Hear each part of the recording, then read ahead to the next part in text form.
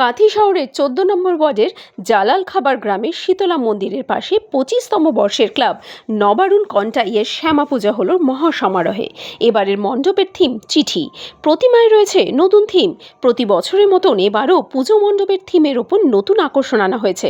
কর্মকর্তাগণ আশা প্রকাশ করেছেন প্রতি বছর এভাবে মানুষের মন জয় করে এসেছে, একইভাবে এবারও তার ব্যতিক্রম হবে না। এবার পুজোর সর্বমোট ব্যয় ধরা হয়েছে ১,৫০,০০০ টাকা।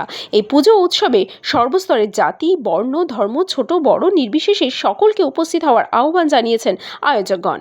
উৎসব চলাকালীন প্রতিদিন সন্ধ্যায় বিভিন্ন ধরনের আকর্ষণীয় অনুষ্ঠানের আয়োজন করা হয়েছে, যা মানুষের মন জয় করবে বলে মনে করছেন ক্লাব সভাপতি অভিজিৎ বেরা, সম্পাদক বিশ্বজিৎ বেরা, কোষাধ্যক্ষ নীলু প্রধান, সহ সভাপতি সৌভিক নায়ক, সহ সম্পাদক সুপ্রদীপ জানা, রাজকুমার বেরা, শুভময় বেরা, রুদ্রজিৎ বেরা, দেবরাজ বোস এছাড়া অন্যান্য সদস্যবৃন্দ। কবি সুকান্ত ভট্টাচার্যের রানার কবিতার অবলম্বনে তার একটি অংশ চিঠিকে প্রতীক হিসেবে ব্যবহার করা হয়েছে। ইলেকট্রনিক্স মাধ্যমের বেশি শক্তিশালী হয়ে উঠেছে, যা মানুষের চিঠি লেখার অভ্যাসকে পরিবর্তন করে দিচ্ছে।